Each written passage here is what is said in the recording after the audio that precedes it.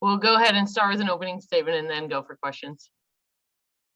Well, I'm sorry, I'm sorry that all you guys were afraid to drive in the snow to come see me, but that doesn't surprise me, being that I grew up in the Midwest. And I love living in the South, but the only thing I don't like is Southerners do not know how to drive on snow. And so we're probably all a lot safer with you guys behind a computer screen. I watched the game twice yesterday. We obviously allowed Miami to get off to a good start on offense. They were just too comfortable. And that forced us to kind of play from behind the entire game. Our ball screen coverage in the first half, we hedged. We wanted to do that to keep the ball handler, who that might be more, McGusty or Wong, try to keep him out of the middle of the floor, keep him out of the lane, force the ball handler to give it up, and help in the gaps and strip and rip. But you got to be pulled over towards the ball and have a really strong gaucho. We did, and then we didn't. And why we didn't? Because they have size in the ball screen to throw opposite, and Miller made a couple threes. If you go back and look at the threes they made, they were 6 and 9, I think, with 8 minutes to go in the first half.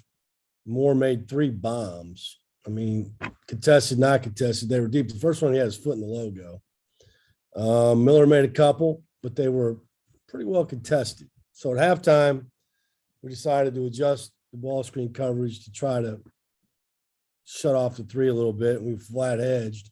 When you flat hedge, you don't need as much gaucho help. The big and the guard are more involved in the guarding the ball screen or the ball handler. The big gives ground, but try not to let the roller get behind him. Guards got to get back square, and if they can't, then we veer back, which is another term for a switch. I just think, what ended up happening was Miami, their guards started to get downhill on us, and they got on top of our bigs and our guards, and 2 of those guys got really good size. Now, they only made 2 threes in the second half. We did a good job on that, but we had a hard time keeping those guys away from the basket. I thought our guards really struggled to defend the fake dribble handoff. They fake dribble handoff, they pause, and they drive it. We didn't stay in the stance. It's something we worked on, but we didn't do a good job. We fouled the jump shooter twice. Can't do that. We miscommunicated a switch where they slipped it and got a layup. I thought we did a good job defending their actions. We just didn't defend their players when it was time to make a play. Second half, though, with that being said, we're down 3 with 12:22 to go. At 9:10, I think we missed a 3 to tie the game. 6:44 left in the game. Miraculously, we shot our first free throw. At 3:43, we were down 3, and at 2:49, we were down 3. Okay, so we still had a great chance to win the game. We didn't execute again in crunch time, in my opinion, on offense or defense. But in the 2 games, we outscored Louisville in the paint 48-38. We outscored Miami 32-18. That's 80-56 in 2 games. So we're putting really good pressure on the defense and on the rim. We're not jacking threes. Majority of our threes are getting in the lane and kicking out. Going into the 2-game road trip, we had shot more free throws than our opponents had attempted. Somehow Miami shot 27, Louisville shot 34. That's 61 in 2 games. We shot a grand total of 26 in 2 games. So our opponents shot 35 more free throws. That's just a recipe for disaster. So, how do you get better? Well, you got to have solutions and not finger pointing. You got to look in the mirror, everyone. And so we got to do better. We got to shrink the court better defensively, not get too extended, hugged up away from the ball, stronger helping each other. We got to get our bigs probably closer to the basket and the ball screen coverage. We'll work on that. We got to keep the ball out of the dry box. I mean, these are simple things. We got to help each other. The dry box or the 2 elbows. You can't have the ball being driven down in your dry box. We got to push back defensively and guard the dribble without fouling. Got to be able to guard that dribble without requiring help for at least 1 or 2 dribbles.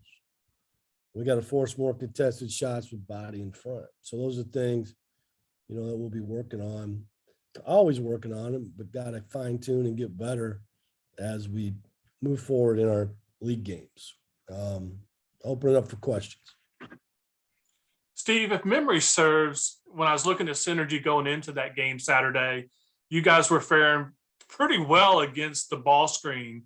Is what happened Saturday just, you played a really efficient offensive team, especially those 2 guards, or did you find some things that are more systemic that need to be addressed within your team? I think it's a good question, Les. I think systemically what I just said, we have a tendency to get too extended, too hugged up away from the ball, and more worried about our man and not the ball. The ball scores, your man don't. The guy with the ball scores. So we got a little spread out. Now, they're a little different, and we told them this, they're out there hooping.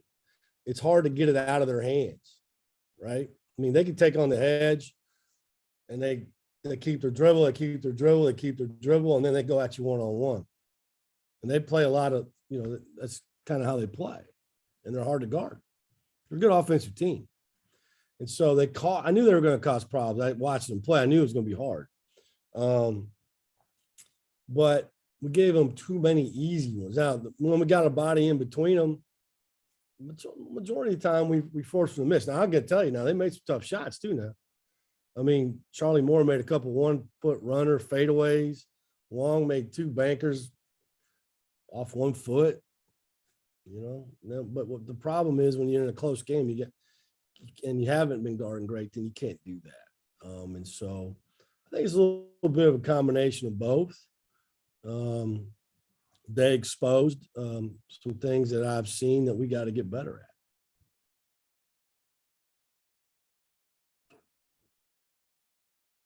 Steve, in terms of the foul shot discrepancy, is there anything in particular you attribute that to? I don't know. I talked to the league officials on Sunday, assistant commissioner, and the head of officials, and voiced my concerns. I don't see anything on film. I don't that would tend me to think that there should be that big a discrepancy. And so I'll just leave it at that. Those conversations are always private, between me and league officials, but it's not going to do a lot of good for me to act like a raving lunatic on the sideline.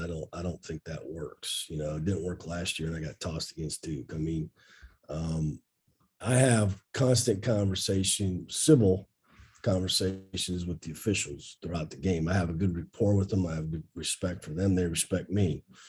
And so there's a lot going on during the game, but I have a hard time wrapping my head around that big a discrepancy in 2 games, when heading into those 2 games, we had shot more free throws than our opponents had attempted. Steve, to kind of try this one again, what's the tone that you take after last week with your team, and kind of, not getting them to panic too much or panic at all after 2 losses? Yeah, I don't think, I don't think there's any panic. I think it's just, what do we got to do better? How we fix it? They've been really good about that. Like when we've had some issues, we've come back and fixed them and played better. And so, we've got 17 league games left, hopefully. And so it's a long ways till the end. We just got to fix the issues, and then we got to get ready to play a different opponent. That was the thing about that trip. There were 2 totally different opponents. I mean, Louisville's an elite defensive team, and Miami's a pretty damn good offensive team, and so they were 2 different type of games, and Florida State will cause their own types of issues, and Syracuse, and on and on and on. And so you can't get too caught up in that, and I get it. I mean, we had momentum going. It's unfortunate that we didn't get a play against Boston College, but that's just the way it is, and it caused us to pause too. And, you'd like to have kept that momentum going, but it's the world that we live in. We all got to deal with it, and it's how you handle it. And so, we had practice last night. We had film. We had practice this morning. And when I say practice, it was more, walking through scenarios of how to defend. And then we'll go live this afternoon and get ready to play tomorrow. Have you seen the type of response from the guys that has been encouraging? Yeah, I mean, they're not. They're not. They lost to Louisville and Miami. Next game, I mean, they got a lot of confidence. They know what happened. They know what they got to fix, and I would be shocked if they didn't. I mean, that's how they're smart players. They know how to play, and they know it's a long season. Steve, do you happen to have any updates on Robert or Damari? Robert's back in. He's fine. Damari is status is still the same. He has been able to go live. I don't remember what day last week.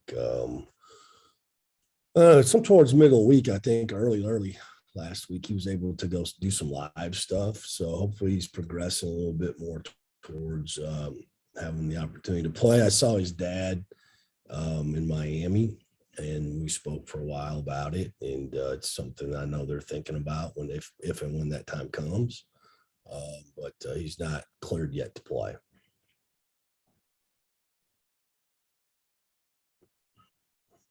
Anything else for Coach? Yeah, I have one. Steve, Mike Solarte, Spectrum News One. Good to see you again. Kind of following up Connor's question about how guys are responding. I mean, this is the first real bit of adversity you guys have faced this season. The body language suggesting that everything is, these guys, is it different than last year when things were kind of going the wrong direction? Well, yeah, I mean, we got different players and different people and different levels of expectation. And we also are in a different time. Like last year, for instance, we were just getting ready to play our first game in about 33 days. We played Catawba, and then we went on the road to Georgia Tech, Virginia, and Duke to start out. And these guys have been together a lot longer than that group. And we have a lot of more senior-oriented leadership. And I mean, I think those guys, I know those guys understand that, here's the thing about success. You can't put too much into winning streaks. You can't put too much into losing. And you just got to keep playing. And, thank goodness we went through a great winning streak, but, sooner or later, adversity is going to hit. I'm only one time in my life went undefeated. And that was at Wichita State. And there was very few teams in the history of college basketball that have done it. And so it's part of what we do, right? That's why I try really hard not to get too high or get too low after wins and losses. And quite honestly, I'll be honest, I watched after I said in the press conference it was the worst defensive performance I've ever been a part of. That's probably not true. It's probably been worse, but I was mad. And but after going and watching the tape, I know there's things that we can definitely fix and we can get better real quick. And that's part of it. Usually when I watch a win, we don't play as good as I thought we did. And when I watch a loss, we probably didn't play as bad as when 10 minutes after the game, when you're asking me questions, I'm blowing my top, and that's, I get it. That's part of it, and hey, the positive is we have one of the best offensive teams in the country. That ain't changing, just because we lost a couple of games. We can score the ball, and we did, and we have, and I'm pretty sure that we will continue to. And we're like any team in the country.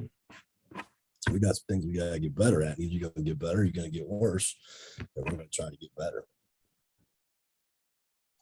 Steve, for a first ACC home game and first home game in something like 2.5, 3 weeks, you expect tomorrow night to be pretty rowdy?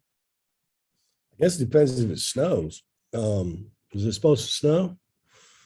No, good. Yeah, I mean, I'm excited about we're all excited about playing at home. It's been a while. I guess it was what VMI was the last time we played at home, and yeah, I hope to have a great crowd. And the students aren't back yet. I don't think they'll be back this weekend, I believe, but we can still have a great crowd, and we need it. We need that support. You could hear the crowd at Louisville for sure. I don't know how many people were in there. It seemed like a lot. It's a big place. Miami, they got behind them when they went on their runs, and we need the same thing. And these guys are fun to watch. They play hard. They care. They share. They try hard defensively. Doesn't always look great, but there's been times that it has. I mean, I think Louisville shot 39% for the game or something like that. So, there's a good team there. We just got to continue to stay positive and keep learning and keep moving forward.